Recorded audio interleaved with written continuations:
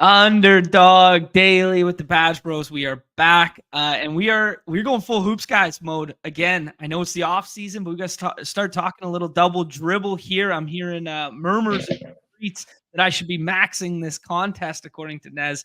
And we had to bring in the big guns to do so. We got Mike Zakarian in here. You guys know and love him from the NBA Bit, Team Hold, all that good stuff. Was recently out at Summer League there. Gonna pick his brain on everything hoops adjacent on the platform of the people. Mike, my man, what's good? What's going on, guys? It's an honor to be upon the Underdog Daily stream. I don't this might be my first like official one with you guys, right? I feel like I've only done it with Overzet in the past, right? Yeah, I think you're right. This is our first ever Badge Bros appearance for you, and you got your own. Is that a Mr. or Mrs. Good boy or good girl as well? I mean, you're fitting right in. Yeah. He did that like without command too. Andy was just ready to go. He just like, oh, he's talking. Let's look out the window. Get your good boys out in the chat. Oh man, love that. Mike, I've seen you do one draft on your channel already there. But you're doing, daily streams tapped in there. You're talking, I saw a little bit of Olympics recently, talk there. And then obviously the Summer League stuff. Let's start with Summer League. Was that your first time going out there? What were your impressions with that? Just macro level. No, this is my fourth consecutive year out there. It was interesting this year because I think there were more people with less excitement. Because no Wemby, so I think there was just kind of like more people are like, oh, we got to go to this every year now. Like this is the new, this is like our new summer vacation with the boys, is going to Summer League. But yeah, it was kind of weird because all of the hype was around Bronny, and that there's no real like actual things that anybody can take away from that, right? It's not like I don't think anybody really thought he was going to be a rotation guy, so it's kind of. It was a little weird, but we saw Reed Shepherd pop off a little bit, little Bucelis action. So I don't know. The hype won us over by the end of it, but early on it was tough sledding. I mean, I could see that because like in years past where I've been out there and stuff like that, there's been that marquee 101. Like there's been the Wemby one, there's been the Zion earthquake game where the lights went out on his like first night there. Like there's been something like that. So it's weird to hear that like what was Bronny, 50 whatever overall pick, be like a guy who was like taking center stage mentally for people? I can't tell. Like I don't think I heard one person be like, "Dude, we got to get down there for Atlanta to see Ricochet." Like I didn't hear that one time. Yeah. And honestly, I don't think we were even hearing anything about who was popping off until it already happened. They were like, "Oh, I went to the Rockets game and Reed Shepherd was nice. You got to make sure you see them for game 2." So it was a little bizarre, but I mean, it's still so much fun. Like it's so much fun going down there. It was 120 degrees, so I could have done without that part of it. But yeah, it's always a good time. The annual trip's a good one. The worst part is, sorry, Nez, I'll get in here in 1 sec, but the Summer League thing, the worst part is when you leave the arena lighting and then you go outside and it's still so effing bright out and you don't have sunglasses ready and you literally get sun reflecting off the pavement that is blinding to the eyes because you're like accustomed to the stadium lighting inside. It's a bizarre sensation. It's brutal.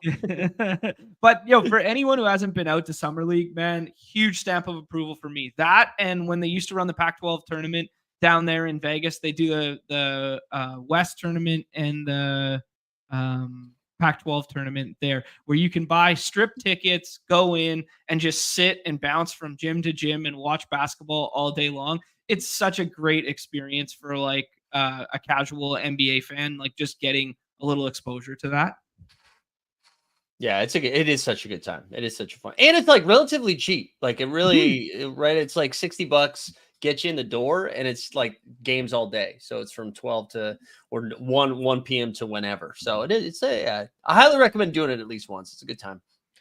Vegas is underrated, I think. I'm not gonna lie. Maybe like it's underrated. I've only underrated. Nobody's ever. I genuinely do. I mean, I guess coming from me, right? Like I had a very jaded opinion of Vegas without ever going. Right? I just like Vegas seems like sleazy, like slimy. Do I really want to go? Maybe it's because I had a great tour guide with John to help show me around Vegas. But like I thought it was like it exceeded my low expectations, I will say. Yeah. I think maybe like having a really good crew of people out there helps as well. So I just wanted to say that I think Vegas gets a little bit of a bad rap, but maybe I haven't had maybe I had a bad time in Vegas yet. Maybe then that'll change my tune. I will say, as a washed old person now, it's important to have activities that are scheduled. I don't think I could go there for a weekend anymore and like, let's see what happens. Like, I can't do that. But being like, Absolutely. well, I have to be at the gym at 1:00 to watch NBA scrimmages. As long as I have some scheduled activities, I'm okay.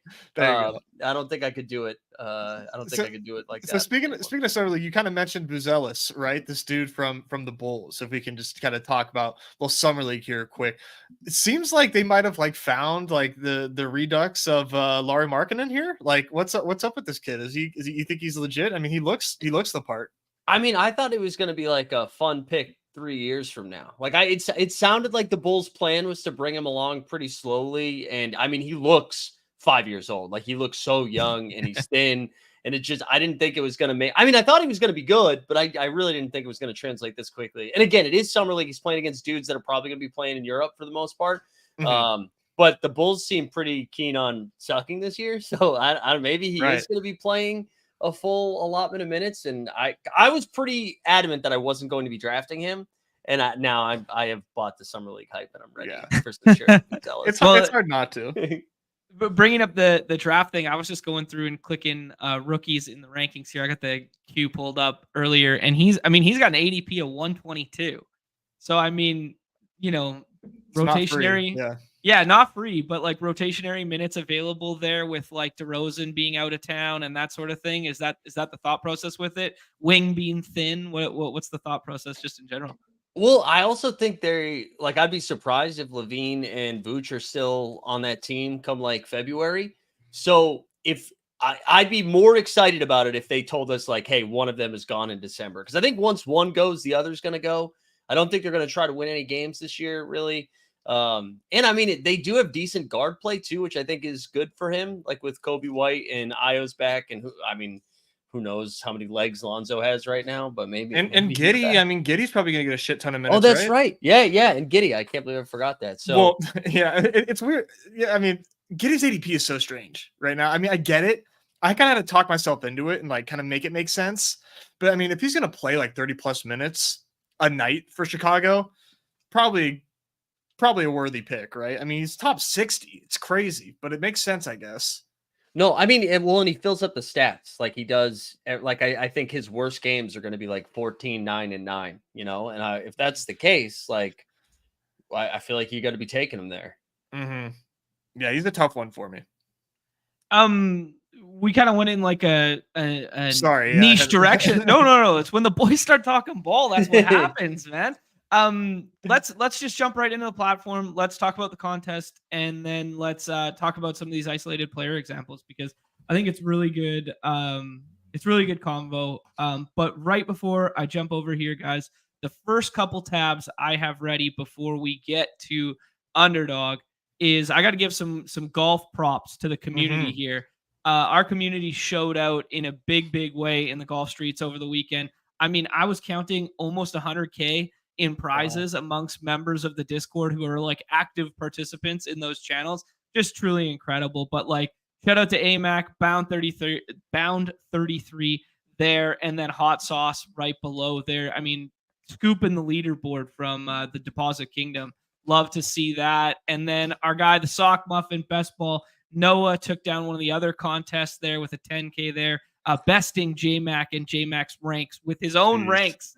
Usurping him. I love that there. And then our guy Brendo and Najee as well. Najee has been on the show for a winner's circle before, and then Copper Price is buried down there a little bit there too. So seen a whole bunch of friends and family atop the golf streets after the fourth and final major closed out on Sunday there. So I mean, not known to be quote unquote golf guys, claps, but golf claps, golf claps, very on brand. Great to see. Well, let's talk a little hoops. Let's talk double dribble. I think the first big one associated with this contest that we have to bring up this year, as you guys can see, I have yet to put in an entry here, is the change in the playoffs. So in year one, it mirrored that of, Best Ball Mania and that sort of thing with isolated player weeks and just the way NBA rest works, especially as the season's winding down there. It didn't play great for hoops. So then they made a pivot last year where they kind of shortened the season and pushed up the playoffs, and the feedback wasn't amazing on that one. So now we've pivoted to something that looks very similar to the sprint contest here, where it's pushed up a little bit, but it's cumulative scoring for the whole back end of that season. Thoughts, Mike, on just how to A, do you like it, and B, how to approach it? I'll be honest, I haven't really thought too much about how to approach the playoff format of it. I really was just so celebrating the decision to switch from the cumulative. Like I was for them trying it out, and it was so funny because after about 2 weeks of the regular season, I was like, oh man. So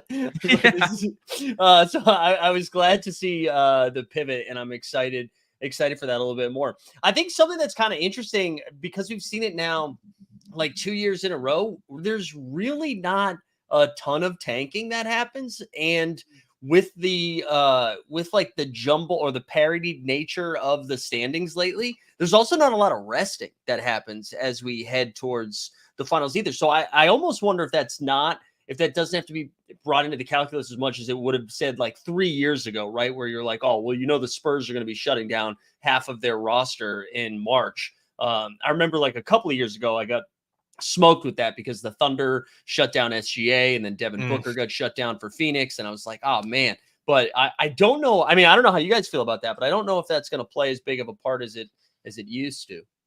I agree. I think many people are saying Adam Silver saved NBA best ball with the rule changes and everything, and the the penalizing for rest. I think Adam Silver had Underdog in mind in this $500,000 contest when he made those sweeping changes. But no, I agree. It's awesome. When you said that, all I could think is get ready to learn playoff. Get ready to learn good best ball playoff structures, buddy. Like just straight right off the hop with that. Yeah.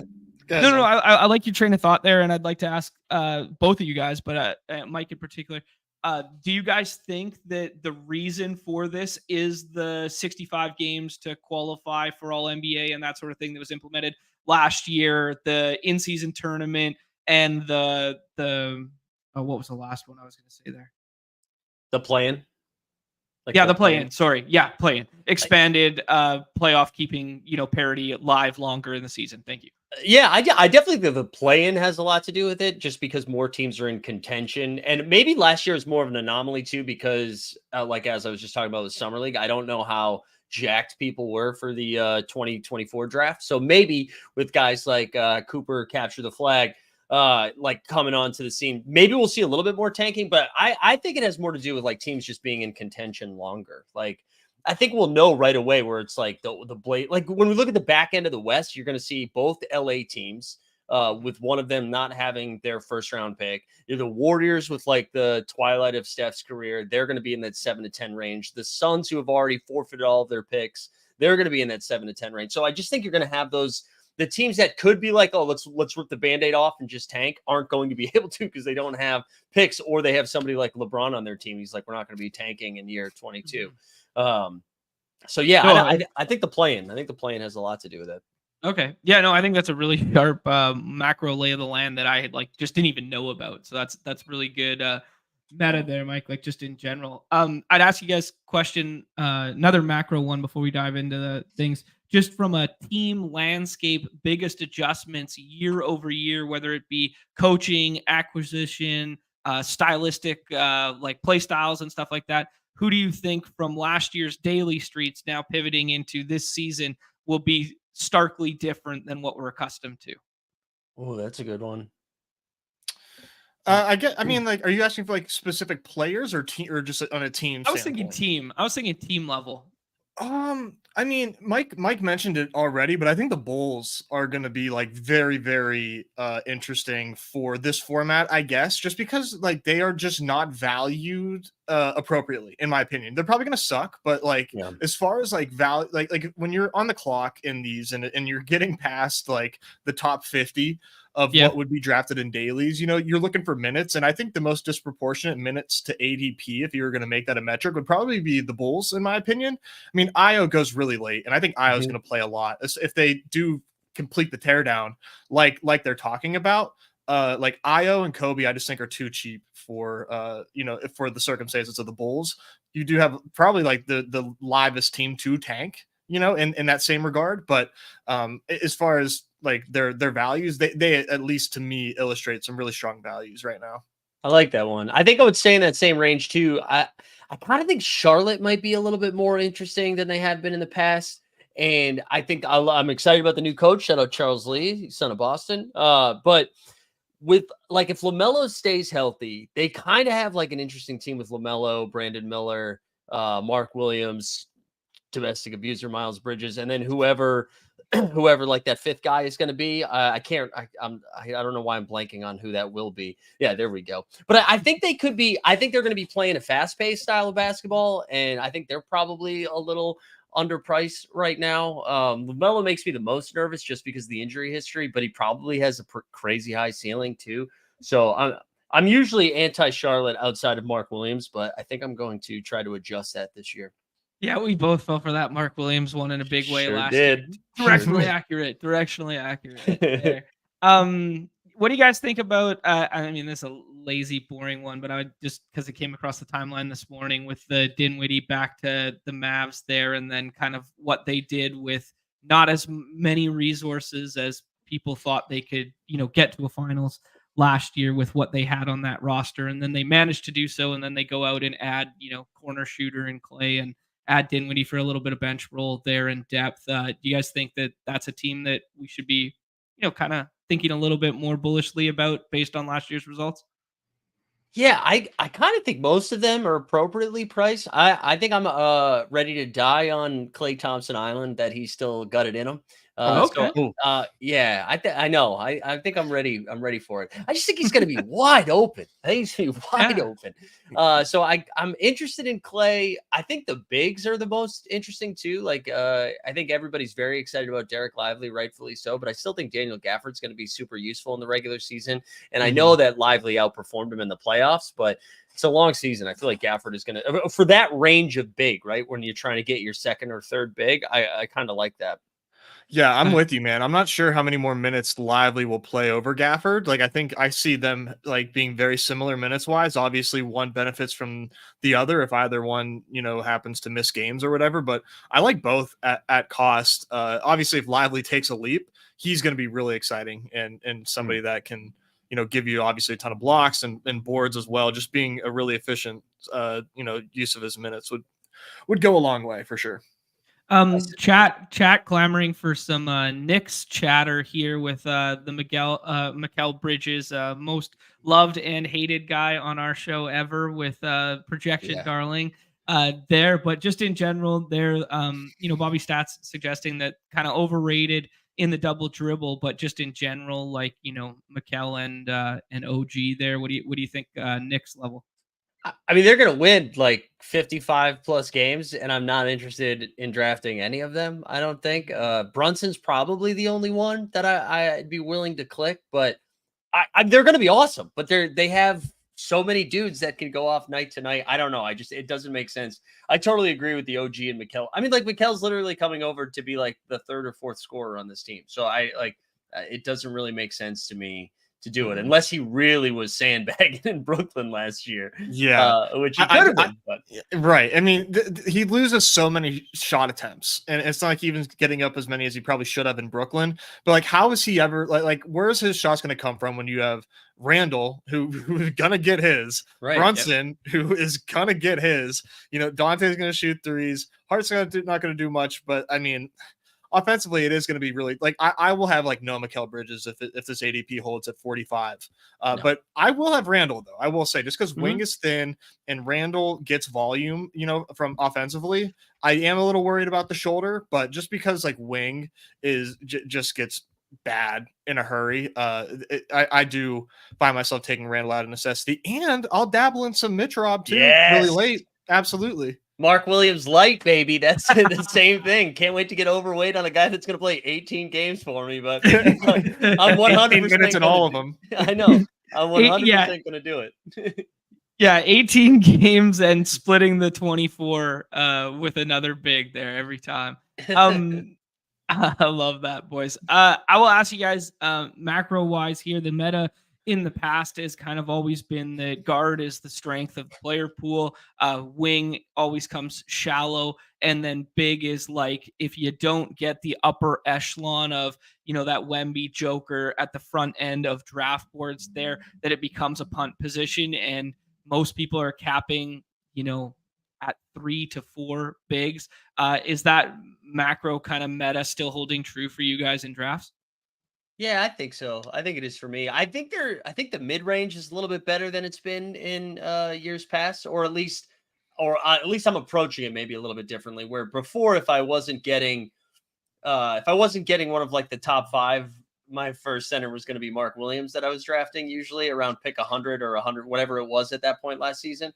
I think there's some better options now in like once you get into I'm not looking at the ADP right now, but in that 30 to 50 range, I feel like, jeez, that's a gold mine. Yeah. Like I'm pretty interested in a lot. Like I think for so long I was never Miles Turner. I think Miles Turner makes more sense now. He's looked awesome with Halliburton. I think Jalen Duren is like, I really love Jalen Duren. Man, if Jalen Duren takes a leap, like where could he like end up finishing as a big, right? But I mean, he just showed so much potential to just be an absolute monster last year. And then he let us down so often as well, but there's a chance, right? I mean, if he's healthy and if he could like pass just a little bit better, I think if he becomes a little bit better of a passer, because like that offense was such a shit show last year, and it was like a terribly run organization. I don't know if like Cade's fully healthy and they now put some shooting around. Like, I mean, no one's selecting Tobias Harris, but I do think Tobias Harris does help make the rest of those guys around him better because it's just a real basketball player on the Pistons. So I think Duren could be like an absolute monster. My slater from last year, I mean, I called this dude prime Dwight Howard one night. Like, let's be real. I was a little overzealous on Jalen Duren. Every time on those dailies slates, it was like I was just trying to make him into like Drummond in my mind. I was like, this guy can go for 65, or he's gonna give us 10 in like 12 minutes. Like the lowest fantasy point output for a double ever. It was Jalen Duren night in and night out. I can't tell you how many times I was like betting overs, and we were 4 minutes into the first quarter, and he had 3 fouls, and I was like, "Come on!" He's gonna get all the run, man. If things break right tonight, he might play 26 to 28 minutes. Never mind. Yeah, nope. Yeah. But I also Zion getting reclassified as a big this year. I kind of like that. It hurts the wing depth quite a bit. That was always like my favorite wing click. But I think that's kind of interesting. It's hilarious that he gets this designation again. I mean, like he did play the 5 with the second unit and stuff like that at like times, but like he played more ball handling, like point guard style shit than he played traditional 5. Sure, he lined up at the 5, but well, answer this, John. Is he big? Is Zion Williamson big in stature? He's not as big as he used to be, and that's a good thing for our game. It is. It's a great thing for our game. But yeah, big is obviously loaded. I mean, you see this, and we've got they're pretty costly, but it's pretty sick, man. There's some good bigs here. I think the one that really sticks out to me is Chet Holmgren. Yeah. I'm not gonna have any Chet if this is where he's going. Like Sengun, Williamson, like straight up for me over Chet. That just does not seem to make sense. Yeah, that does seem a little high, especially with the addition of Hardenstein. I love Chet. I do love Chet. I think he's still got pretty good upside, but I think I would still rather have Sengun and Zion ahead of him. I also like. Do you guys think I was pretty adamant last season that I needed to have like I was drafting AD pretty high in Sabonis, like higher than a lot of the guards and wings in that area because I like wanted one of those elite bigs. And now, like looking at this list, I don't know if you need to do that anymore. Like I love AD and Sabonis too. Both of those guys have been monsters, but I feel like I don't know. I feel like I got a hot take. Yeah, I think Giannis should be 101. Wow, that is a hot take. Because I is that because of wing eligibility or just Yeah, I just think like the wing separation there and what Giannis can go toe to toe with Jokic and Wemby on any given night, right? Like it could be like a battle between the 60 balls between those two. The likelihood of like Tatum or anybody else below them, other than my boy Scotty Barnes, is like just not very high. And whenever you look at how much he can separate from the wing position and how quickly things get out of hand at wing while big remains, to find valuable points there. I kind of want to get overweight Giannis in this contest, but it obviously like how big of a loser do you have to be to not take Wemby when Wemby's at the top of your queue, right? Yeah, I mean, I made a rule last year. This is mostly dailies, and it was early on in the season, but I was like, I'm no longer only Jokic and Luka will I click before Wemby. And I think I'm still, although I'm not clicking Luka before Wemby because of the position stuff, but I think I still have to go Jokic, Wemby, Giannis. But I like the take. The take's fun. Right. I think there's just such interesting dynamics with wing, and I think it's very reminiscent of, just to be an easy comparison, just a wide receiver in best ball right now, where, you don't have to overdo it, but, starting off a draft with like 4 and 5 wing, like if I get like 5 wings in the first like 7 rounds, I'll just shut it down. And then, and then figure it out from there. Because I mean, you can only start 3 maximum of these wings, but you can really bully the room. And on top of this too, you have like 2 or 3 dudes at every one of these lobbies that are just free money. They just have no idea what they're doing. They're literally dead on arrival teams. And I'm not talking like cancelization. It's just like guys that just, they just want to draft hoops, but they clearly just don't understand the dynamics of this contest. I said it to you guys before the show. Like if you drafted hoops on Underdog daily last year during the dailies and you do not max this contest, I'm sorry, you are leaving money on the table. Like if you understand projections, you understand minutes and how guys earn their fantasy points, play this contest. I promise you, like you were a plus EV player in this. Okay. Yeah. No, go ahead, Mike. Sorry. I was gonna say, or don't, because I don't want. I would like I would like it to stay softer. So feel free to sit it out, and we can make fun of you in the Discord. That's pretty good. I will ask you guys there, Nezia. You kind of like roped a lot of points all into one that I just want to like step back here. So by you saying the Giannis thing there, like, and pushing him 1-0-1, it means kind of we're all in agreement that wing is the softest position right now. It's the worst. It's the one that you want to kind of like get top heavy on. Yeah, 100%. I think so. I'm trying to get. I'm depending on draft spots. I'm trying to go wing. Like in the my first two rounds. Okay, so now taking that into account, if you do execute that strategy, Mike, how many wings do you typically end up with? Do you cap it at 5 or 6? Because we do start 2 guards, 2 wings, 1 big, 1 flex, and then there's 10 bench spots. So yeah, just resetting it for everyone. Yeah, 4 or 5 is it depends who like the first 2 are. Like if I'm somehow with like LeBron and KD as wings 1 and 2, I'm probably going to go a little bit deeper in the wings just because who knows when Kevin Durant decides to miss 6 weeks. So I'll pick a couple more. But I would love to just stay right around that 4 or 5 range. I would love that. Is this viable with the depth at guard to punt guard and do like 8-4-4s? I just never want 4 bigs, depending on who the first big is. Oh, yeah. I was saying guards. This is guards. Guards to bigs. So you never want 4 bigs, no matter what, even if it's like this? Very rarely.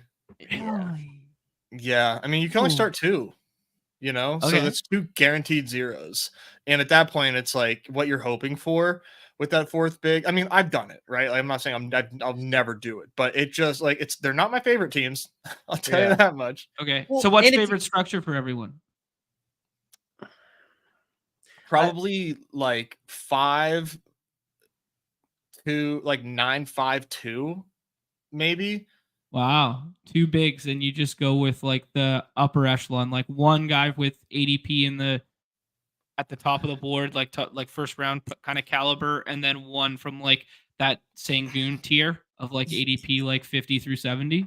Yeah, I mean, I end up with so much like Jaren Jackson Jr. and he's usually like big number 2 for me. And if I do that, then I'm like, you know what? Like let's shoot the moon. He just seems like such a good pick. This is like going, it's like going McBride and then Bowers, and then you're done at tight end. That's the big move. Look at me talking football, baby. I told you. Comp guy, baby. Comp guy.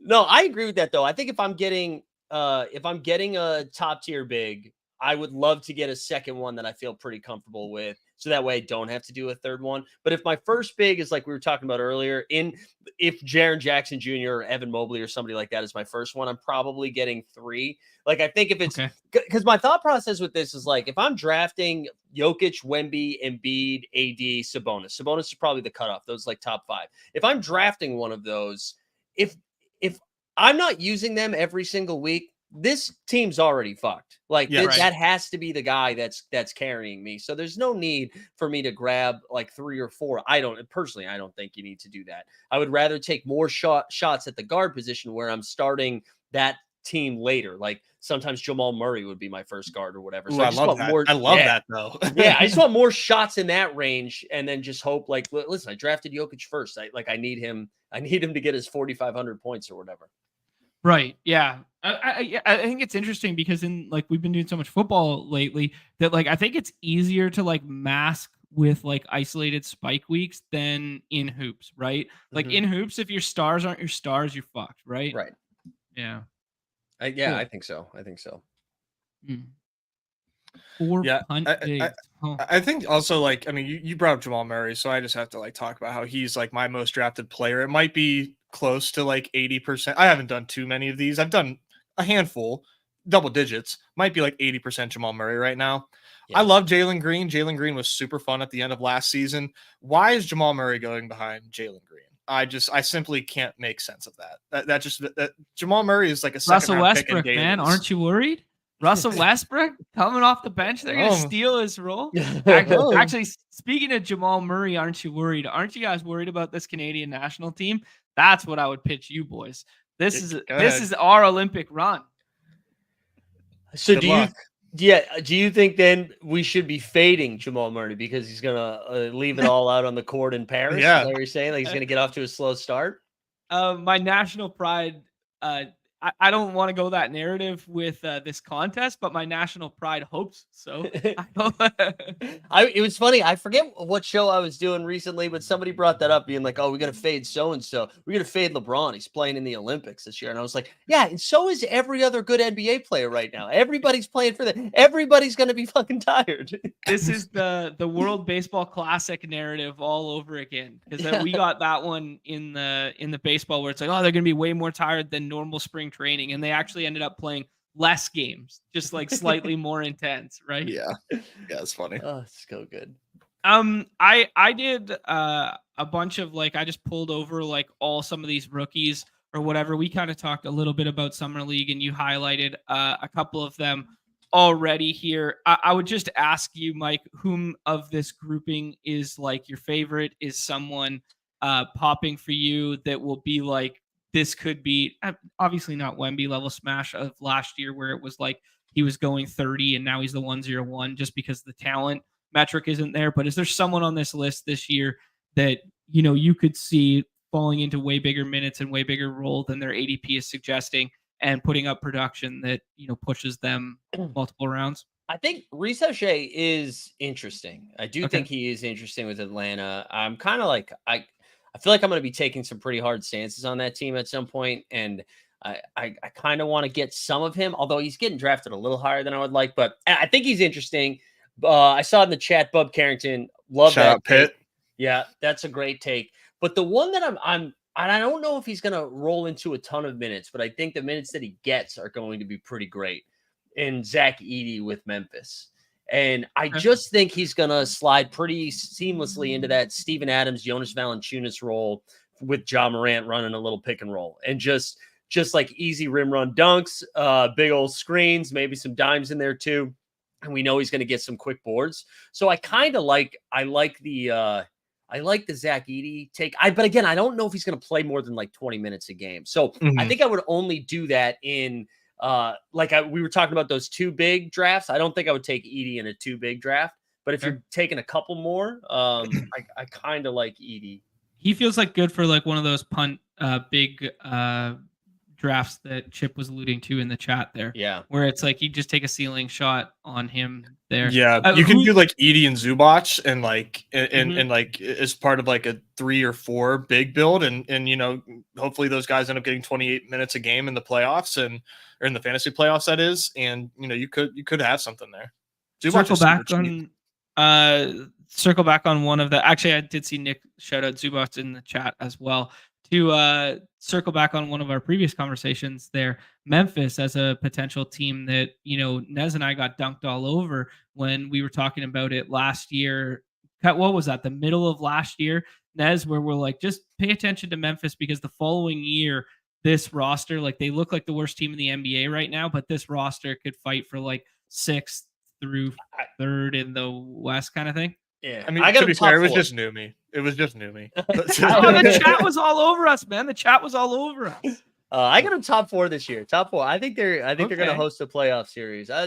They've been second in the league the last 2 seasons until like the Ja Morant injury happened. I love Memphis. Yeah, they're good. They're very good. And I'm excited to see like Marcus Smart on this team like full time with like this team, like they're and I don't know, maybe it's because these guys are playing garbage time. It didn't, you know, and it was good for fantasy. Maybe they're not so good real life, but like did GG Jackson and Vince Williams kind of show us they could be decent bench pieces? Like, I mean, this is kind of a nice team. Yeah, I don't think you're drafting those guys unless you're like rooting for injuries. Like, I don't know if they're going to be playing a ton, but yeah, you're right. Like they get to play these guys like 35 minutes a game for 2 months and be like, all right, yeah, you numbers 7, 8, and 9 coming off the bench. I like that. Who is it Xavier Tillman as the 3rd Memphis big? No, he's a Beantown boy, baby. He's that happened NBA at the champion. end of last year. I was thinking not Tillman. That happened at the end. Brandon Clark. Brandon Clark as their 3rd big. Then that's all Edey kind of has to deal with.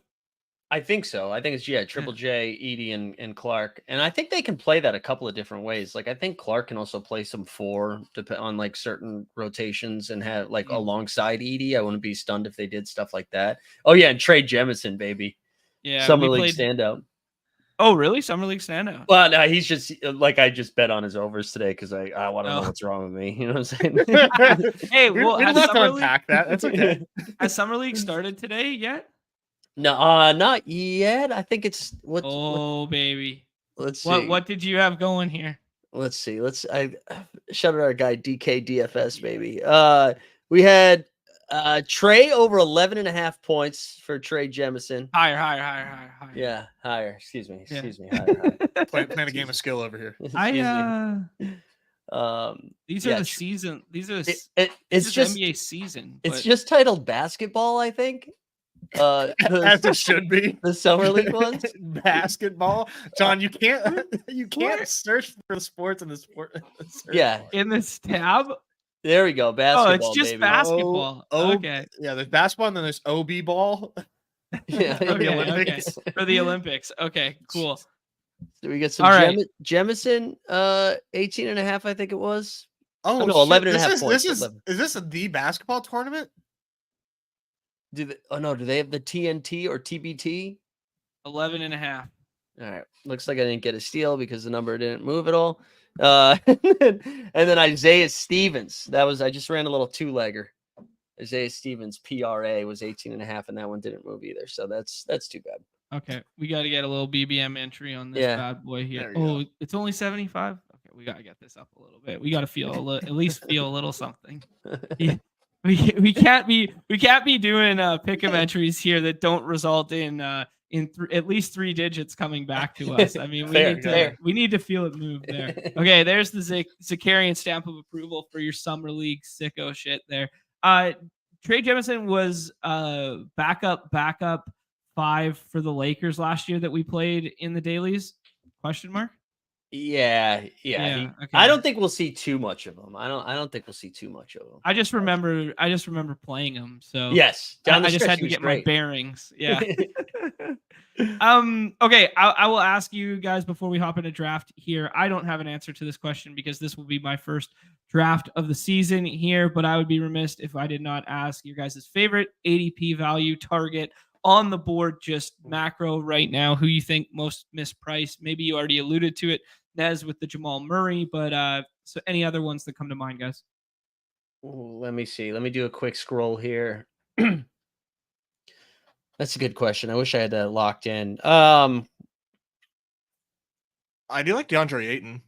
I have a lot of DeAndre Ayton right now. It seems like somebody that could be. I mean, he was just super efficient last season and seems locked into a ton of minutes in Portland. I know they have this dude. I don't know anything about that rookie that they have there.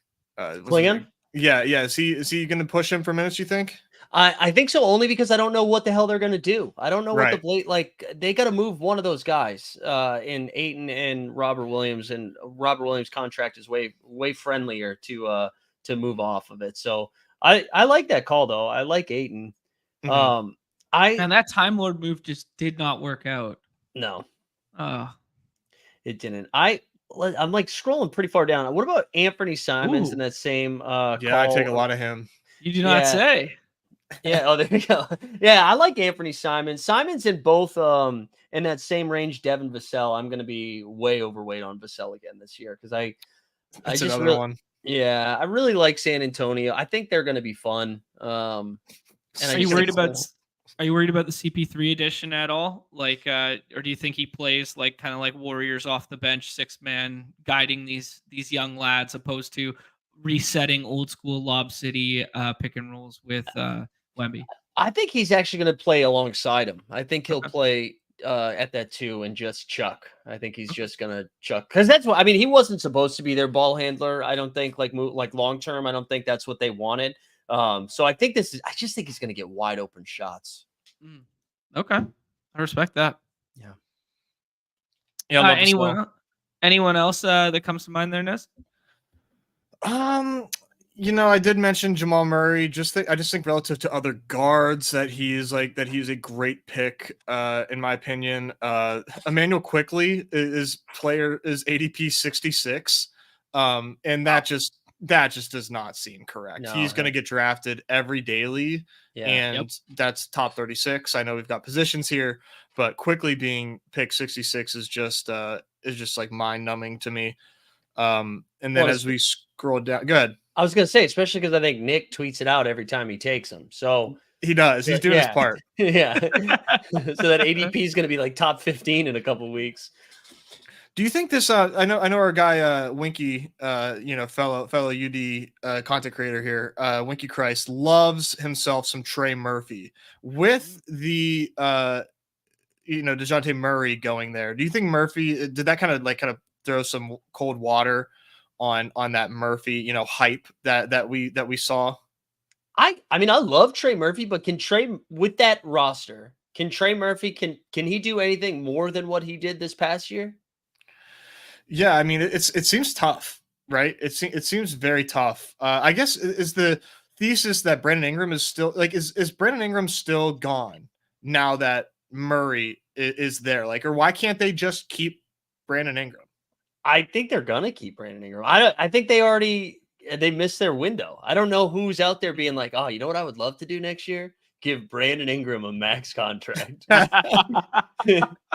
So I don't know how I don't know who's taking that on. Yeah, I agree, and I don't know, maybe I don't know enough ball to but I respect Brandon Ingram, at least from our fantasy standpoint. I kind of like the way that the Pelicans are Pels famously on here. Kind of like the way that they're set up. Once you get past pick 90, it does get a little tough for me to find you some good values. I think most of them come at guard for me. Okay. Tyler Hero is like Ooh. ADP 94 right now. I mean, I'll take those That's 30 nice. points a game. Nice. Especially where he goes. Between him and Jordan Poole, that's a no-brainer for me. RJ Barrett, pick 100. Also seems like a pretty good one. Brandon Pajemski. Yes. So he's going 114 right now. Yeah, and so he's going like if he stays with the Warriors, I think he's a fine pick.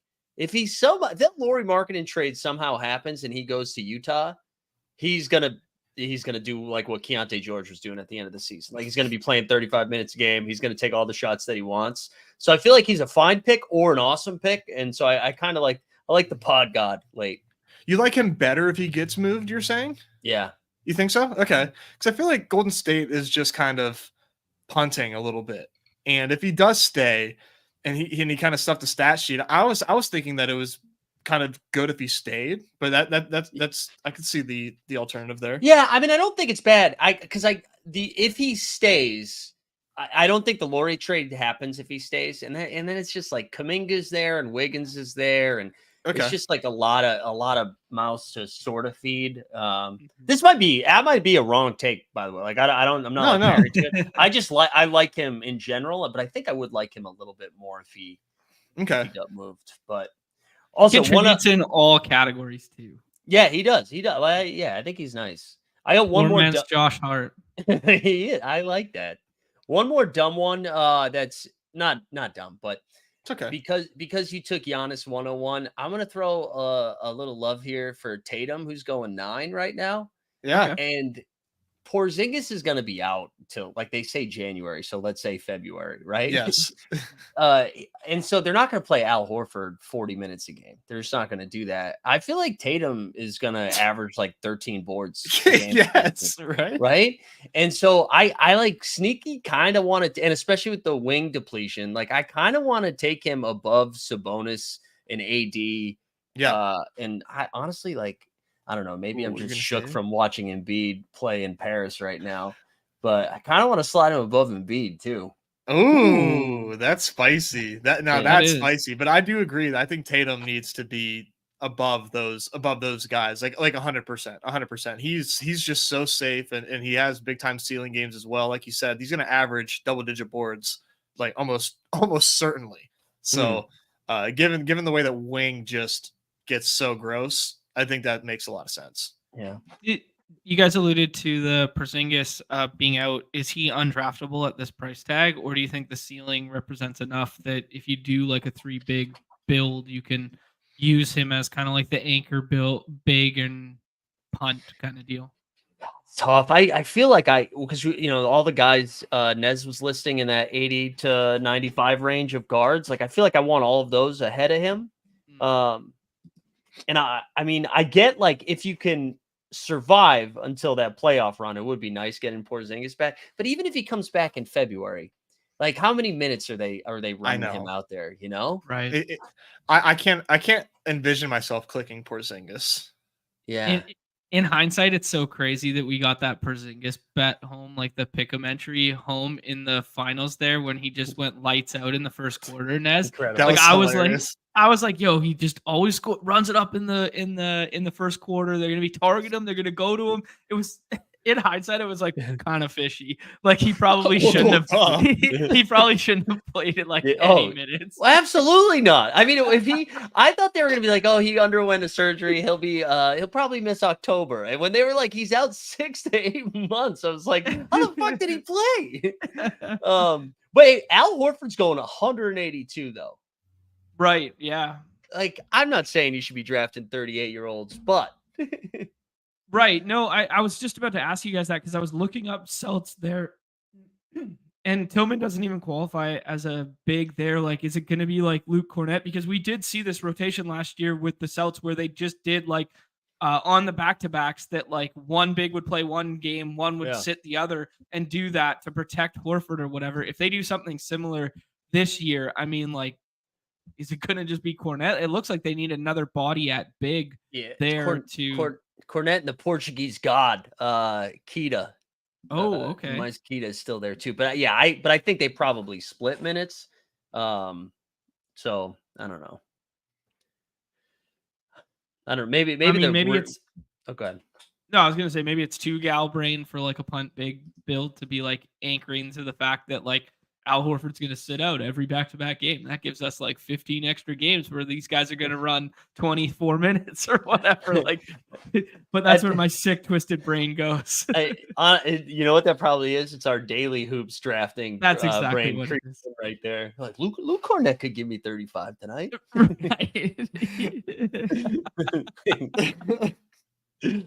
Oh man.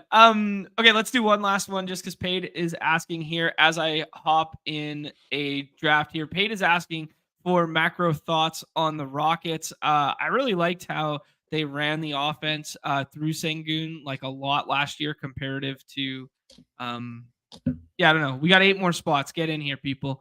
Come draft some hoops together. Let's see if we can fill a couple lobbies here. Show that the thirst for hoops is real. 5 more spots. Macro thoughts, guys, on Rockets. I think they're extremely deep, right? Yeah. It's kind of tough for our contest. The wings are nice to take for some efficient minutes and whatnot, but I mean, dude, they're pretty deep, and I'm not sure what the scoring distribution is really going to look like, and is Amin Thompson actually going to get 30 minutes a game, or any of these, Tariq and Jabari Smith, like what are these minutes actually going to look like? Because they can really just like rotate like crazy. I mean, you have Cam Whitmore in here. They still have Dylan Brooks, and Steven Adams is a Rocket. That's news to me. Like, they got a lot of bodies. Right. They've got 8 guys going in the like top 150 or 154 right now, right? With Cam Whitmore being like the last drafted guy. And that doesn't include Dylan Brooks, Aaron Holiday, who they just re-signed, Jayshawn Tate, who still manages to play like 15 minutes a game.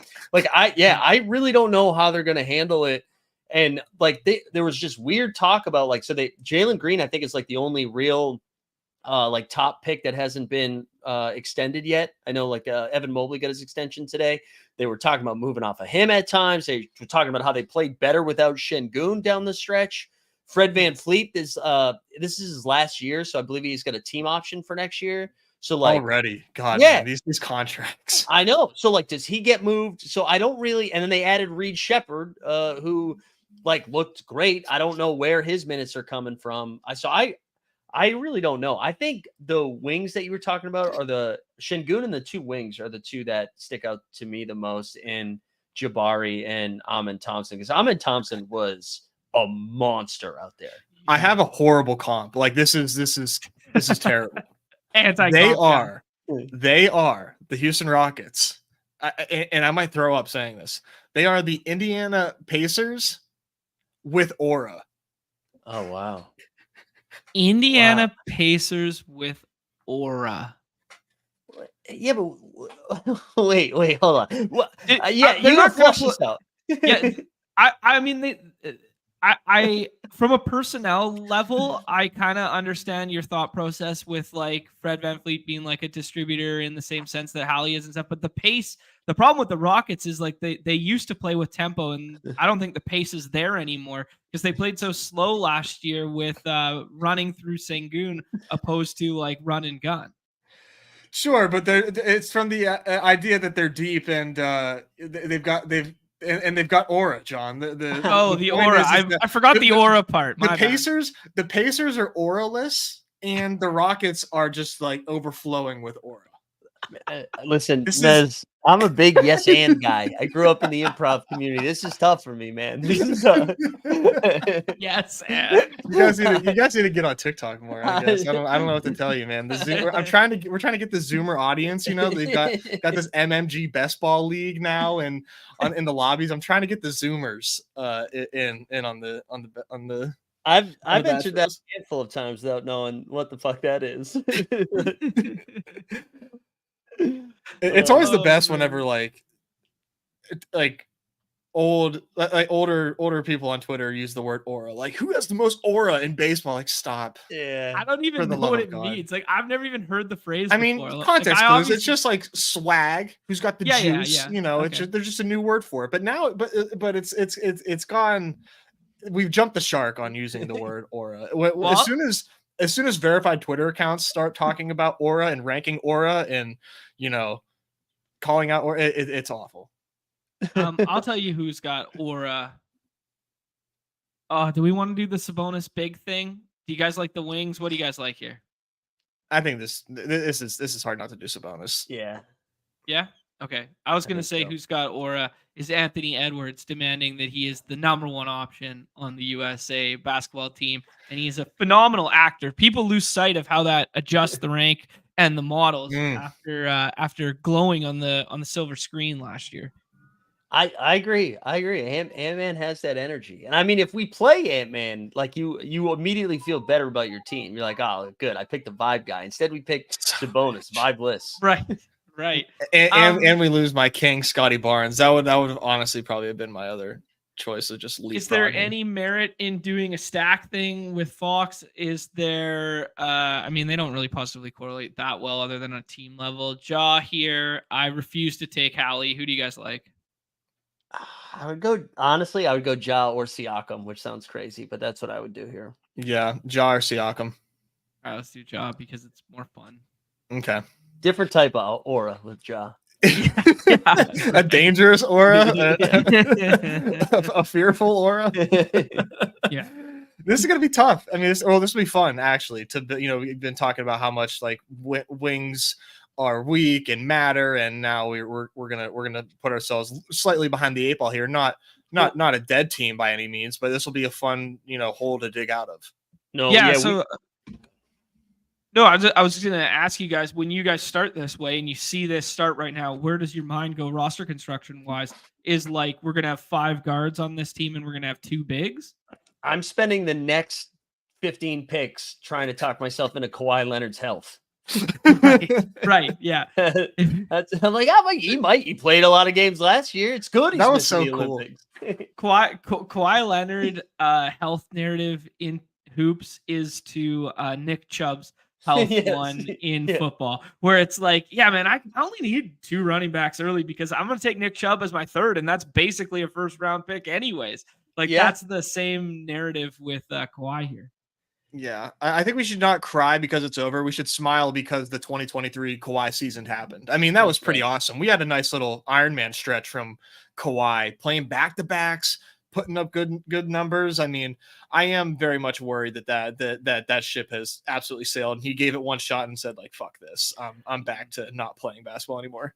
I mean, honestly, we probably should have had a conversation about the Clippers and like what you're doing with any of those guys. Because again, not that we're pro domestic abuse and have already talked about Miles Bridges, but Kevin Porter Jr. is going to end up playing a ton of minutes, I think, because of that. I think that team's just screwed.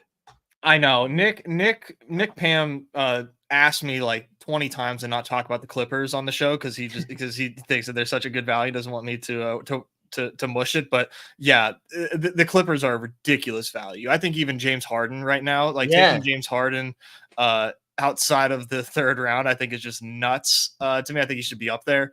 Kawhi is obviously the huge question mark, but Harden's a value. And is Norman Powell starting? Is Norman Powell going to get 32 minutes a night and he's free? Yeah. Upon Norman Powell, revisionist history right now, I probably should have worn sleeves under this jersey. That's what I'm thinking right now when Norm Powell comes up. I don't know. That guy gonna start and play 30 minutes. I mean, we played some slates last year where it's like he did that and it didn't matter at all anyways. So that's what I was just gonna say, and I have nothing to back this up right now, but it feels like no matter how many minutes Norm Powell plays, he's gonna go for 25 points and 4 rebounds. Sure. Yep, 100%. Yeah, no efficiency, but I mean, in the 18th or at pick 180, you can do worse. He has that going for him. I do kind of like Derrick Jones Jr. not really getting drafted. I feel like he's a fine last round click if you're especially when we're going to be in wing purgatory here. Okay. Just because I think he's going to play a ton of minutes for them. All right, where do you guys' minds go with this next one here? Maxey at the top there. We probably don't want to do guard. You got the Kawhi narrative, Lauri Markkanen narrative of potential trade target there. Could boost his value. Matt, who do you guys have? I think I'd go Lowry I think I would just go Lowry. I actually don't think it's close for those guys. Mm-hmm. Okay. You guys like it over PG wing too? What do you guys think about the new fit in Philadelphia for PG? That's tough.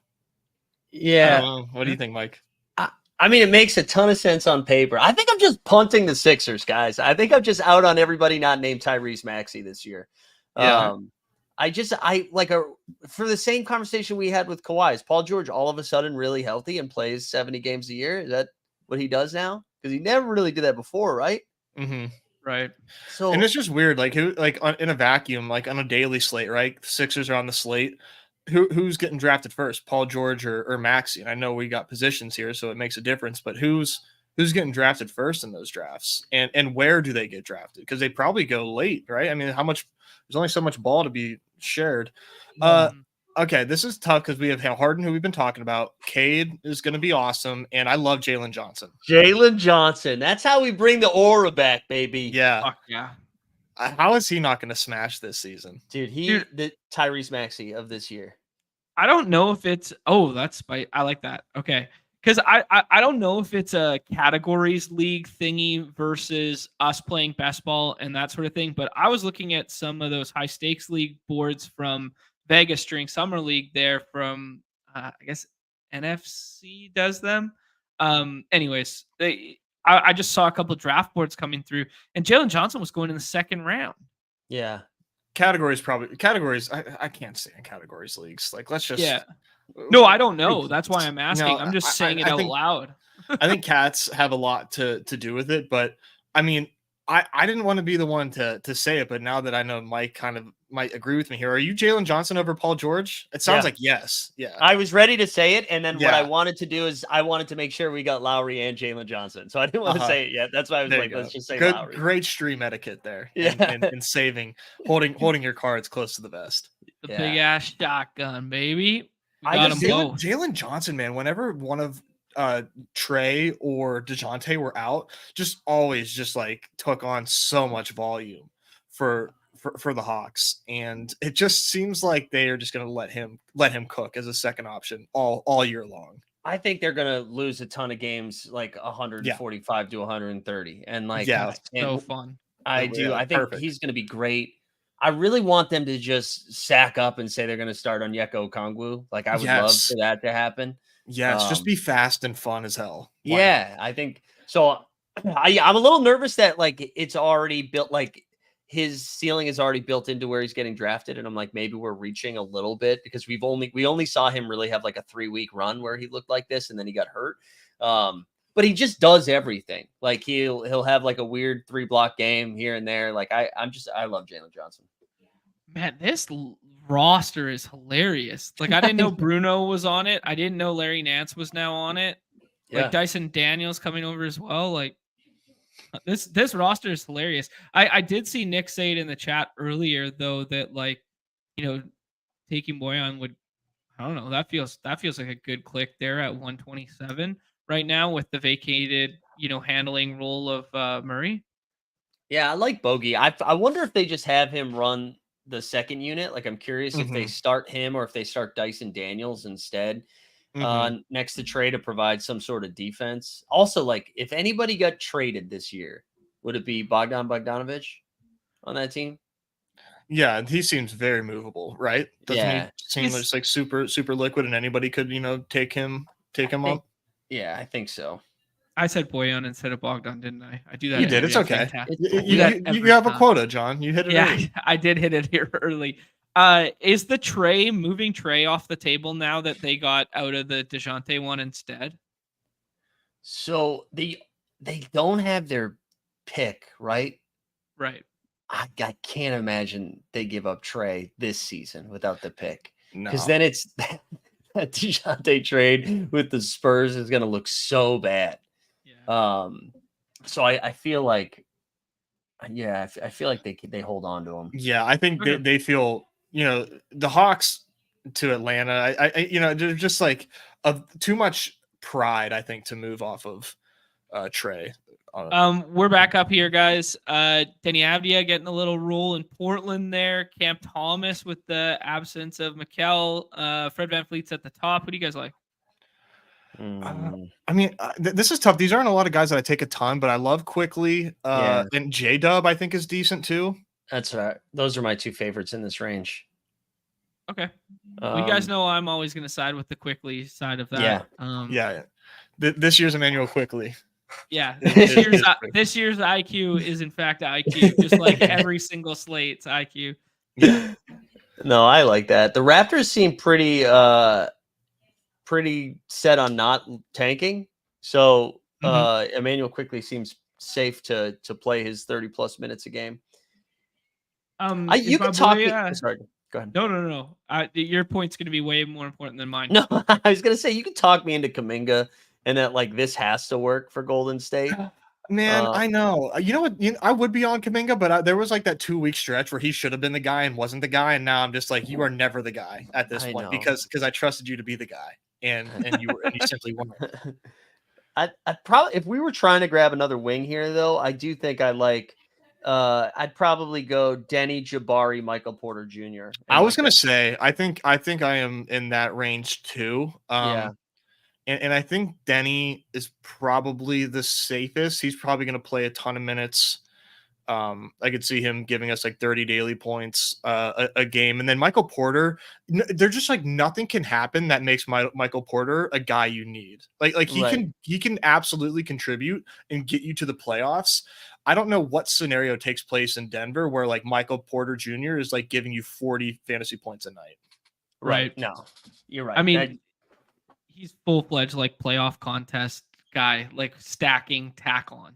Like, you know what I mean? Like, like nice in a daily every now and then. Like maybe you do get that ceiling game, and that I guess in that same vein, he could string that together. Like you really got to tell yourself a story though. Whereas it just he's never been uber efficient, obviously. So I'd rather have Aaron Gordon at cost.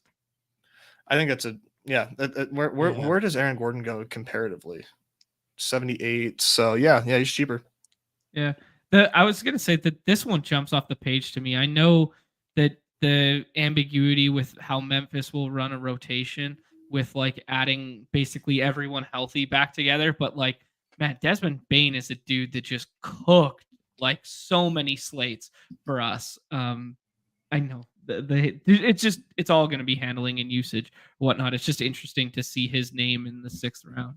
Yeah, I think his usage will go down, but his efficiency is about to go right back up again because like he was not very efficient last year because he was playing with nobody for a while. So I do think like all of a sudden we'll see that like 42% 3-point shooter come back again. I love Desmond Bane. I do.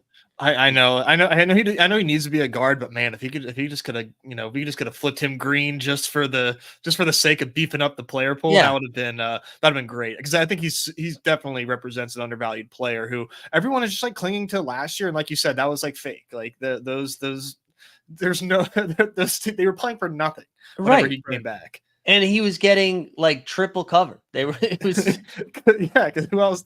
Gigi Jackson. Like, you. No thanks. So we're looking at Ja. We got Ja quickly. All right, so we're going medium big, right? A medium big build here. Mm-hmm. So does that nothing wrong with anchored Sabonis? Yeah. Does that tell you guys that you? My bad. Does that tell you guys that you want 2 or 3 on this build? It depends if there was like a third one that I was excited about, but I think I would stick to my guns with if I'm taking one of those top 5 bigs, that I'm probably not. I'm only taking 2. Okay. Yeah, it really, I guess, depends on if we get like an insane faller, and it's like, okay, maybe these guys can ping pong in our flex, and give us some good points there. But otherwise, yeah, I think 2. If we get one soon. I would say 2. Otherwise, I am totally fine with 3. But it's at that point, it's just picking in a vacuum, which does make drafting easier. But obviously no more than 3 here. Okay. I feel like Jump Free is in the chat too, right? Didn't I see that name, Jump Free? He hangs out. Oh yeah, here. for sure. Yeah. Oh, he's a Porzingis health believer. I love it. As a Celtics fan, I love that. Yeah, he's stacking them up. All the Celtics. I guess they can kind of play off one another. Wow. Yeah, a little playoff contest meta. Speaking of picks at or at cost here, and because I just kind of saw Garland go. Do you think he's at risk of being on the move at all, or do you think he's a Cleveland Cavalier this season, considering they just signed? I think he's Cleveland. I think what the narrative is going to be is how much they hated JB Bickerstaff. I think that's what they're they're saying, because once he left, they were like, let's extend Mobley and Mitchell. We're good. So it is kind of nuts. Because I was doing some, I guess I'll wait till we pick since we're about to get on the clock here. But Cleveland fans that I know, or my one Cleveland fan that I trust a lot, he was in the same way. Like, he just couldn't see Bickerstaff hit the curb. He was. It's weird. Like, this is purely anecdotal and watching the playoff games and stuff like that. But did it seem like they had a really good rapport, him and Garland? Like, they were always chatting, like, after every whistle. Maybe that's because Garland was fucking up every time. But, like, who knows? Some names that you guys said you liked earlier. I see Anthony here. Anyone else you guys like? Vassell, you guys talked about earlier. Nez, go ahead, say it. Who do you want? Ayton. I want Ayton. Man. Oh, Ayton. I thought you were going to say Duren. No, I think I liked Ayton more than Duren. All right, let's go Ayton. All right.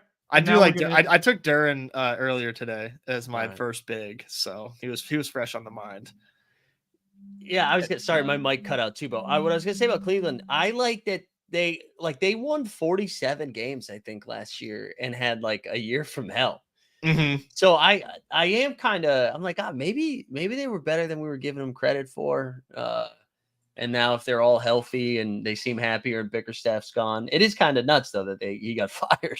Like, they won so many games. I think it's because they didn't use LeVert enough. I think that's what the front office said. It's like, why wasn't Karis LeVert playing 30 minutes a game, you buffoon? And then now here he is. Sixth man of the year. Max contract, John Collins, Trey Murphy, aka Winky's guy, Vassell, aka Mike's guy. Who do you guys like? I think I like Vassell. Yeah, me too. All right, let's do it there. Every time we think about Ayton and talk about Ayton, and my brain goes back to hoops, and we were talking Summer League earlier. It brings a reset to my favorite Summer League story ever. We were there for the Ayton debut game or whatever when he was with Phoenix, and they were playing the Lakers that night. There's this big bachelor party of like 20 guys who'd been sitting there, like, you know how it's like general admission seating. They'd been sitting there for like 5 hours just getting sauced, waiting for Ayton to come out, and they're all wearing Kobe, whatever Lakers gear. Everyone's wearing Lakers gear for this game, right? And they watched 5 minutes after sitting there for like they waited 5-6 hours in the exact same spot with these seats to make sure that they got to see Ayton. They watched 5 to 6 minutes of the game. They stood up, left halfway through the game, and just started. They were so loud, and they're like, Shaq and Kobe my ass, because they were talking about Booker and Ayton. Like, Shaq and Kobe my ass. This is gonna be the future of the league. Shaq and Kobe never gonna be Shaq. And they just yelled it at the whole thing as they left the game after waiting 6 hours to watch 5 minutes. And they decided in the first 5 minutes of Summer League that Ayton wasn't it, and they kept clowning his Puma shoes because of the contract he had signed. I'll never forget that moment. I was like, these guys are fucking on it. Like, this is fandom right here. I love that. My buddy Justin, when we went to the first couple of games of Summer League, and he was there for the Bronny game, and he shot this video just to like throw up on Instagram reel that ended up popping off because there was this guy sitting next to us that was hilarious. And every time Bronny missed a shot, he would just go, "Oh, trash!" Just screaming trash. It was so funny. Oh, it was so funny. And he was probably like so serious about it too. Like it was like not a bit for him. Oh, it was so good. Oh man, that nepo baby shit where he just got like $9 million or whatever it was for getting drafted is just so funny. Listen, I decided I'm pro nepotism. I think I'm making the turn. I think if it was, actually the guaranteed money is kind of wild. That part, yeah, I was fine with them drafting him. I was like who are they trying to get? Like, name somebody that was drafted 55th overall. Like Eton Moore, I think was the last good player that was drafted in the 50s, but. I don't know. The guaranteed money was crazy though. That was crazy. Oh, great stuff. Guys, we got 200 and some odd of us hanging out in the middle of summer to draft hoops. You love to see it. Do us a favor, give us a like, subscribe, notification. Make sure you guys go over to Team Hold. But let's be real, you're probably here because of Team Hold and Mike Zakarian. But I can't imagine that's true. Although I do see some regular names in the chat.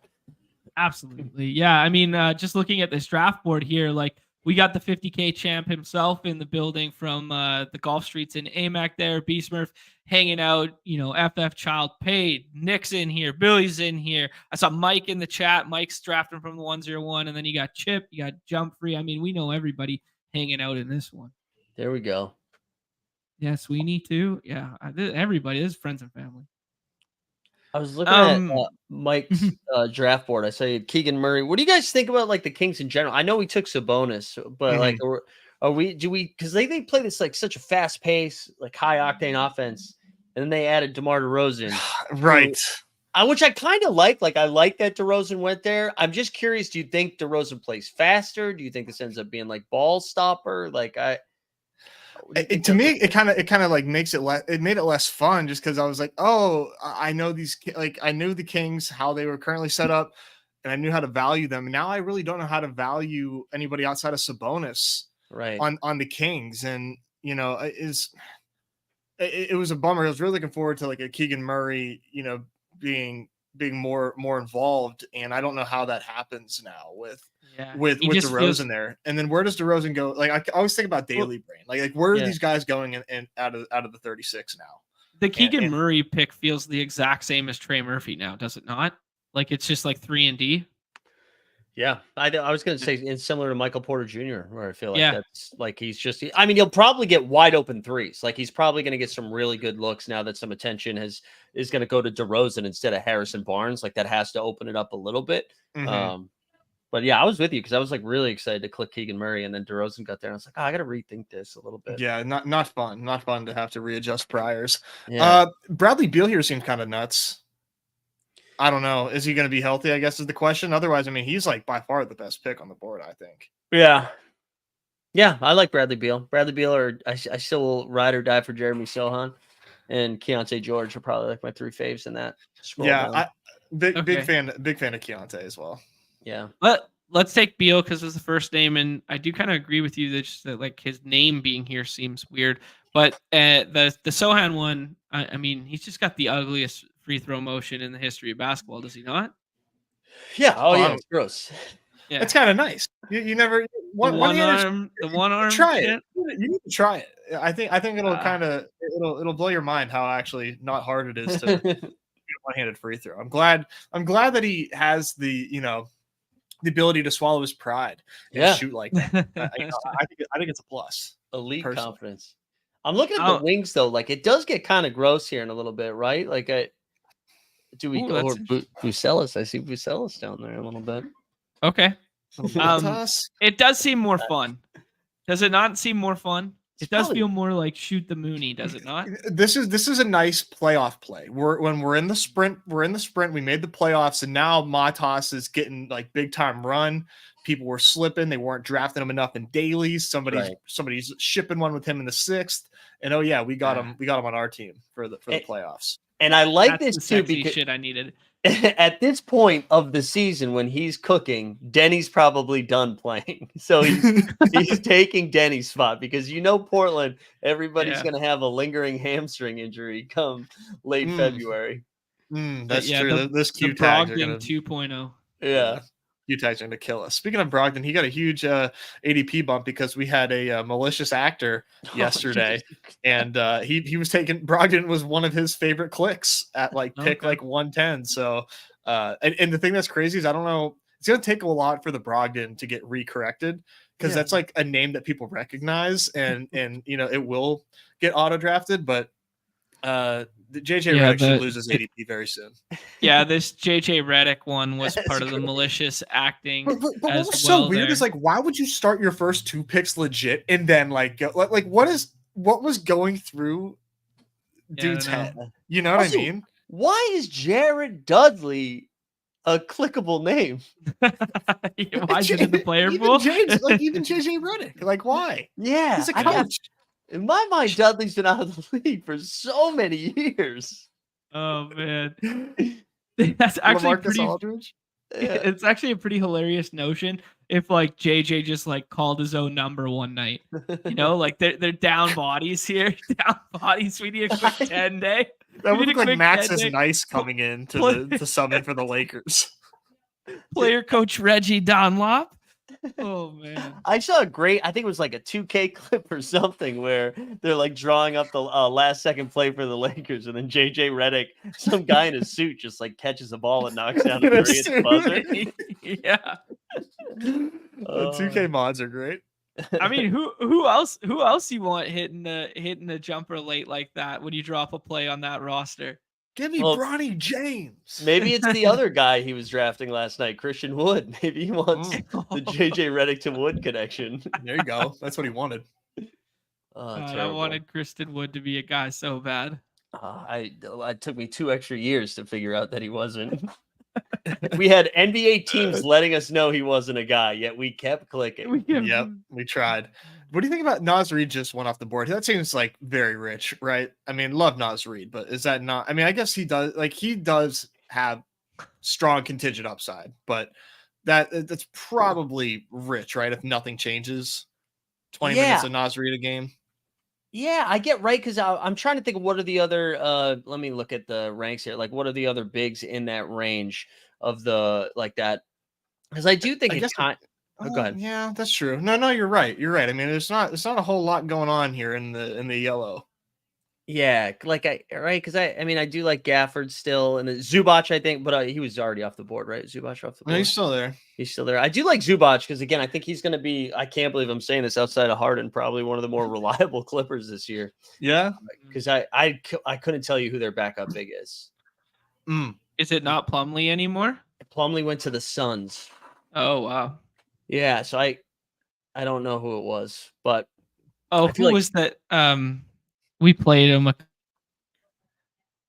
couple times. It's Kaiju. Oh, never mind. No, he's gone too. Trez Harrell. Mo Bamba. Here we go. Mo Bamba. That's funny.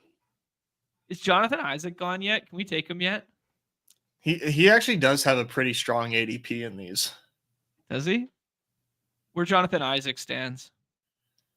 Okay, it was way more expensive before, and I was like, even as a resident, stan, I might even buy the Jesus shoes of his. But FF Child just took him. I mean, that was this price is a little nuts. That's funny. I'll die on the hill that he's the best player I ever saw at Summer League Live. I believe it. Correct. I thought he was so good.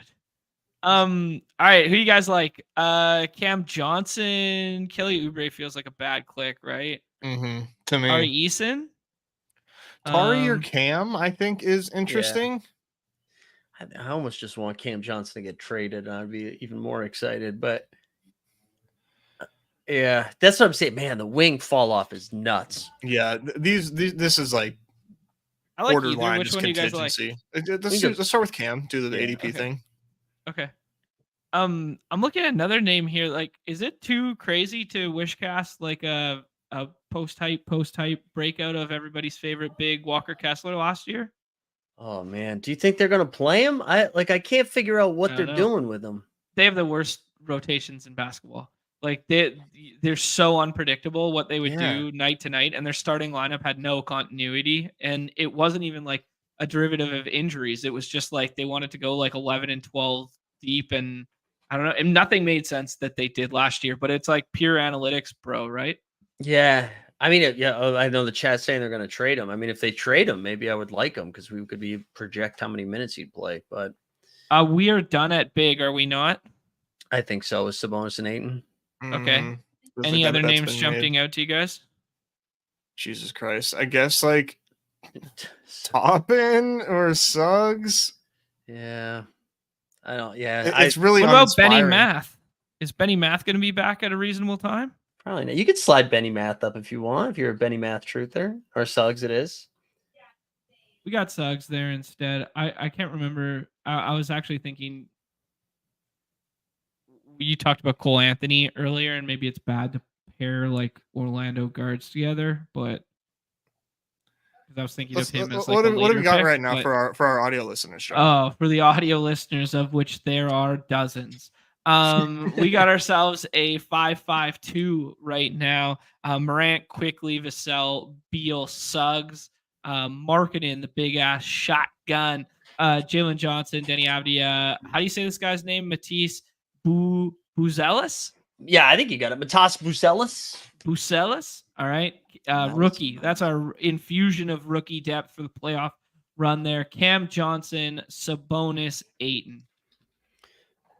He must be off the board right now. I don't even want to say it yet, just in case he's got to be. Is Bilal Coulibaly off the board? Where did he go? Did he have an apostrophe in his name too? No. Just Bilal. Yeah, he's gone. He is SF Child. There you go. Yeah. His ADP is 125 right now. Might be a little too high. I really like Coulibaly this year. I feel like he's got some decent ceiling in him, but I would prefer him 10 to 15 spots later, I think. But okay. He had some really nice games at the tail end of last year when they were down bodies. Yeah, starting guys whose names I can't remember. That would have been funny to think about again, because we were just anxiously awaiting that starting lineup and setting the swaps. Right. Don't you miss that? Champagne? Oh yeah. Yeah, he was definitely one of them. Yeah, there he is. Yeah, we played him last year. It was like a premium swap option one night. Yeah. I played Baldwin Jr. one night as leverage. That was my big gal brain. Dude, remember? Dude, Bagley broke a Slater too. Oh yeah. Yeah. Real ones were there waiting for it. Speaking of, while you have the Wizards up here, I can kind of, I don't know, maybe I'm just, I was Sadiq Bey. I like Sadiq Bey for a managed league one year. And now I just can't stop thinking that this guy has a chance of flirting with a fantasy point per minute. So we might not get him though till late in the season, right? Isn't he fresh off a torn ACL? Ooh, good to know. Yeah, gets ACL surgery in March. So I don't know. I don't know when he'd be back for that. They usually takes like 8 to 9 months, right? Yeah, this says 8 to 12 here. So I don't know. Something about an ACL for a hoops guy opposed to a football guy feels worse. I don't know why. A lot of cutting. Yeah. I mean, there's a lot of cutting at the NFL level, but something about the hardwood, like running on court versus like running with like cleats and grass. Yeah. I like it. It's a good ACL take. Dude, it's fully made it up right now. But like, change of direction and like drop step. Whereas like if you're on offense, you just know you have to go forward. If you're on defense, you just know how to backpedal in the NFL. Like, you know what I mean? Yeah. Like it's like more linear motions and then a one cut and follow. Whereas like NBA is like, you fake stutter step to go to the lane, then you pop back out, then you cut, then I don't know. Is this Twitter Doctor Roto Run here? Yeah, that's exactly what it is. Roto Doc. Sharpest Twitter doc. Yeah. I don't think we should do this because we don't need to, but you could talk me into clinging here. You think so? If we wanted a third, oh no, we have Ayton. Just kidding. No, don't. Yeah, we got Ayton. I was just saying it'd be like Ayton trade, and then like now they both like represent value. Okay, so like if we think Ayton is a smash, and it's okay, we can still do a third big here, but then like we're starting. I think the wings are just like right now. I'm scared of our wing depth, which we knew from the jump. But like Obi Toppin and Naismith are like probably not saving us. Certainly not Rui. No, I think I like Naismith the best out of this. Okay, or Corey Kispert. You could talk me into that one too. But this is gross. It is. Okay, let's do Naismith then. Naismith had some ceiling output at times, and they liked him over Obi Toppin for like a good stretch last year. Yeah, he's gonna play more minutes than Obi. Like the Obi thing is always. Although I'm always team never Obi, so maybe I'm the wrong person to ask. I mean, but this team does like doesn't feel fantastic, but when you remember that we are just starting 6 players here, it does kind of like ease the burden of like trying to nail these picks. And really, I mean, you obviously you can do 2 things just like you can in football, where like you can maybe try to like select a player that's going to help get you to the playoffs, or select somebody with like contingency. And struggling with the contingency way back here. Those are big contingency plays in my opinion. Those 3. Who do you guys like? We got let's look at wing. Kispert. We can you don't want to do Kispert? No, Kispert's fine. Okay. I had a rookie take that I was going to throw out there, but I think it's too early. And I don't think it's a good take, but it was just I was watching a little bit Khalil Ware from Miami's first round pick. Okay. And I feel like he might do some stuff, but Miami's got so many of those guys that I don't know how many times he's hitting the lineup, but yeah, the Miami is built kind of strangely, right? I'm not really sure Fake what Jokic goes in these contests too. Oh yeah, of course. What's Ware's deal? I guess, Mike. Like, what kind of player is he, and how does he fit with the Heat? He rebounds a lot. He seems to have been pretty active in summer league, anyways. Let me see if I can get his stats up here.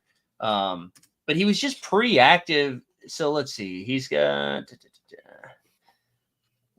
Where is he? Okay, so in the 5 games, he was playing 25 minutes a game. He was averaging 17 points a game. How many boards?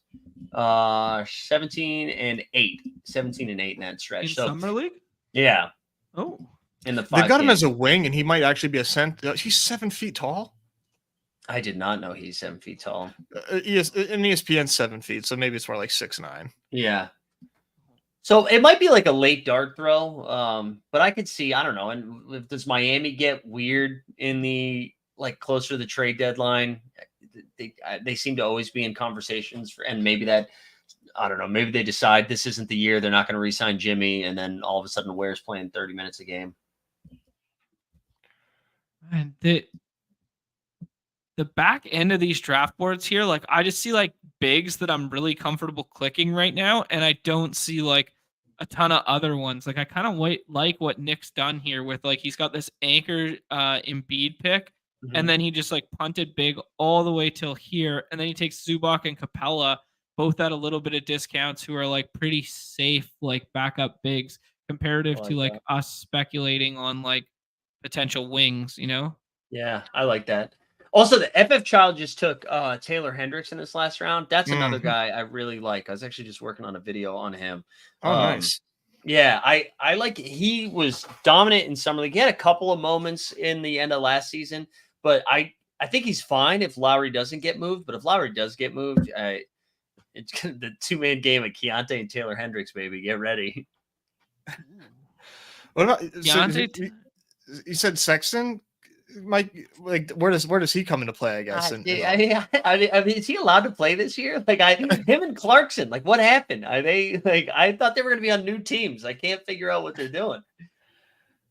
Yeah, it's such a strange setup there. But I'm such a Keontae truther. I'm just really scared on paper of how things look for the Jazz. Can he wiggle his way into elite usage, and he deserves it. It's just a matter of will he get it, because what the hell's going on in Utah?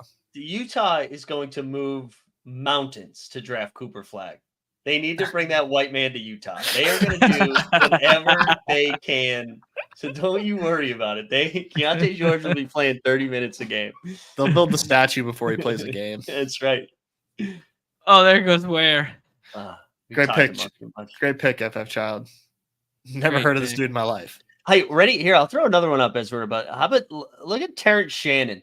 Terrence Shannon Jr. Is he still on the board? Terrence Shannon, fill in that slow-mo minutes, those slow-mo minutes that are gone. Yeah, so I was excited to watch this Timberwolves Pelicans Summer League game because I wanted to see Rob Dillingham, and Rob Dillingham looked like my size out there, and it got me real nervous. And then Terrence Shannon balled out the entire time. And I don't know how many minutes he's going to get, because Minnesota is a good team, but I don't know. I don't hate a flyer at this point in the draft. Yeah, for sure. All right. You convinced me. These are the types of guys we need to throw darts at late. Yeah, he truly might not play a ton of minutes. He might just take the slow-mo minutes, but he's just an interesting player. I think this last one should be a guard pick. We got a 5'8" right now. John, we know who we're taking. I'm staring. I'm excited to hear. I'm excited. Hear this. All right. Yeah. I'm saying I'm looking at the list and I know who you are taking. Oh. Yeah, it's TJ McConnell right There here. you go, baby. There he is. You guys want to talk about contingent upside for guys who can break slates and actually come into your lineup right now? McConnell or Terrence Mann. I mean, I'm sorry, Powell or Terrence Mann. I think you could throw in that list too. Okay. Who do you guys like? Let's go McConnell. Yeah. For the vibes? Vibes. Yeah. All right. Come on. Vibes. 8 wings does seem like a lot, Chip. I mean, you're not wrong, but also our wing depth is atrocious. Or the depth isn't atrocious. The depth that we do have, I guess, is atrocious. Tyus Jones is a fun one too. Yeah, we got to figure out what team he's going to be on. Yeah, true. He's still hanging around. That's weird. I think he's the last one left. Is he a Laker? I say that like speculatively. Probably not. I've been looking for a way for D'Angelo Russell to play less minutes for years. Yeah, and then that's why they were hanging on to hope that Dinwiddie was going to come back, that they were going to move Russell. But with Dinwiddie gone, now it's pretty clear D'Lo is still locked and loaded, baby. Yeah. Zoinks. Very fun draft. Very cool to be doing some hoops in the middle of summer here. Man, that gave me a really good reset, just like macro level of like player pool and stuff. But like this back like 11 through 16, like this is just scroll the fuck to whoever kind of territory, right? You could probably save yourself a lot of time, have some really good roster limits, and like get 15 minutes of your life back and push the plane after like round 11 and just call it. Because I mean, who was back here last year that was like moving the needle for us? Maybe maybe that's a bad question. There were some guys that popped up, but like, god damn, man. It feels different though. It does feel different. Like Cam Thomas and Keontae were like the two late clicks that I would hit a bunch last year, but you're right. This feels different this year. This is our first Badge Bros one. It's with Mike Z. Yeah, thanks for having me, guys. No, man, that was a lot of fun. Thank you for getting us a hard reset on our NBA stuff. We did a 6-8-2 for the people here. Is that a traditional style build for you guys, or do you think we would have done like 7-7-2, something like that, under normal circumstance? What do you guys think? Not traditional for me, I will say.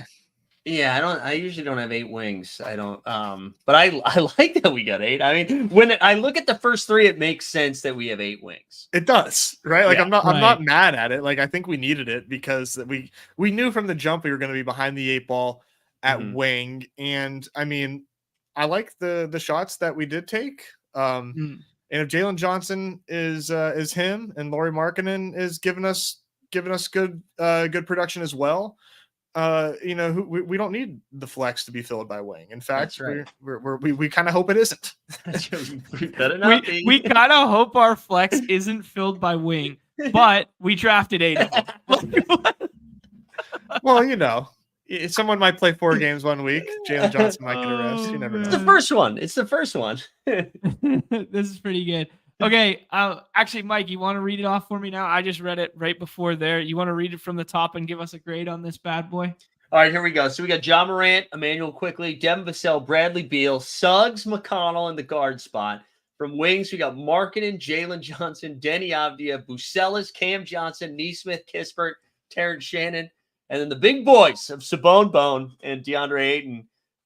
This is probably a B-. I feel like this is a B-. I think you were generous with that one. We passed. Yeah. Our guards are going to cook, though. I like the John Morant pick. I think if I would do it again, I think looking at this, I don't want a big that's not Jokic or Wemby right now. Right. Yeah, so where I'm going.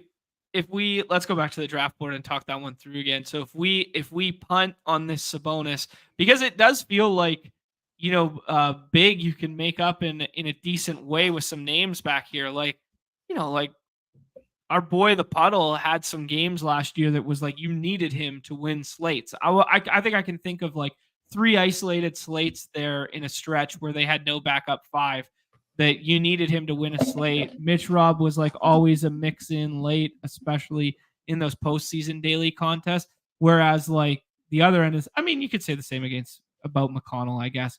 But like, Kispert, Naismith, this kind of tier, I think the bigs feel like comfier clicks, no? Yeah, I mean, look at Draymond in the 15th round.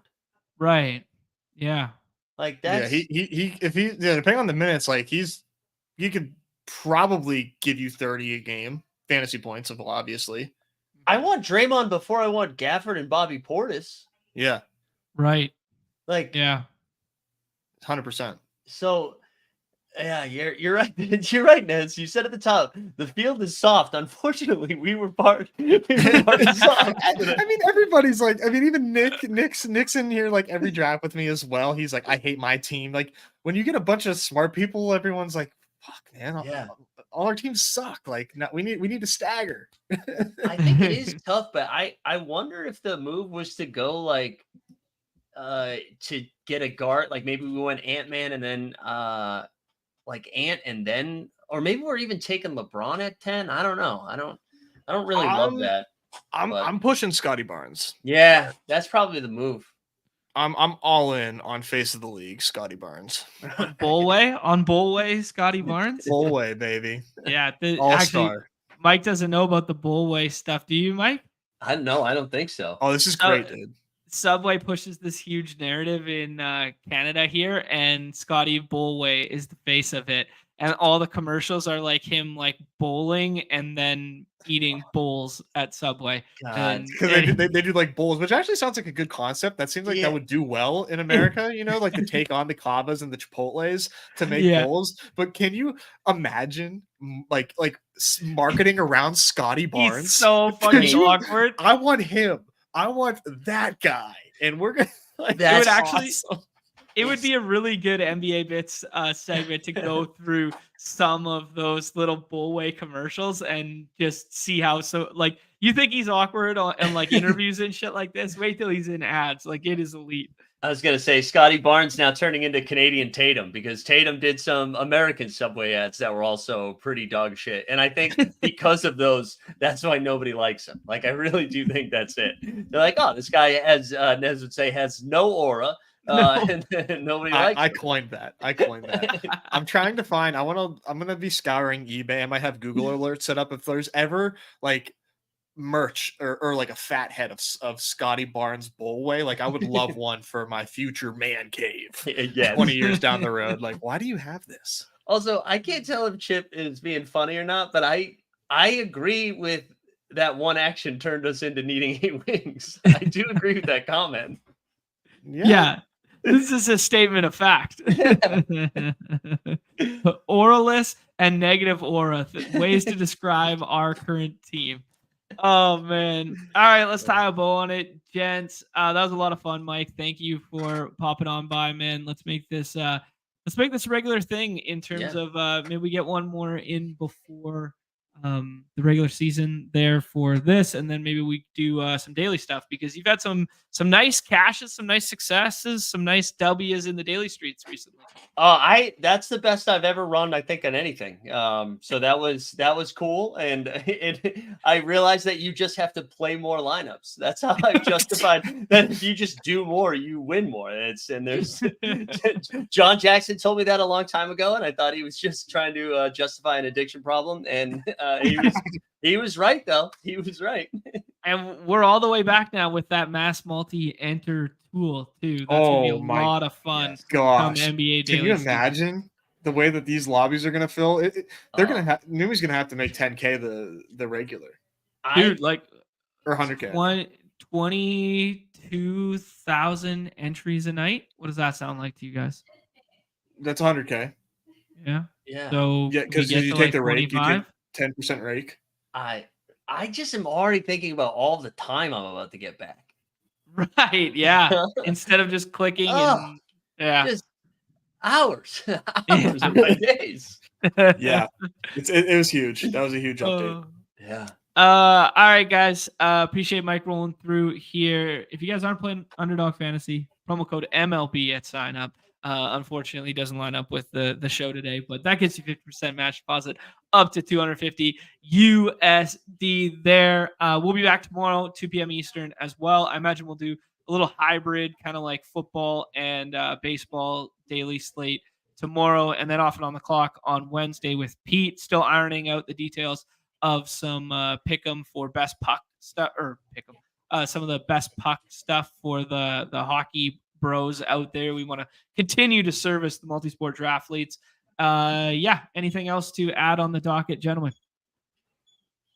Not for me. I'm just watching somebody catching up on shitting on Cats leagues, and I love when people do that live. Like, that's the best.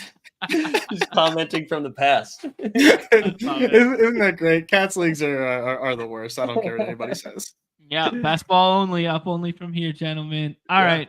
On behalf of Nez, myself, Mike, everybody's favorite time on the show, the end. Peace. Yes.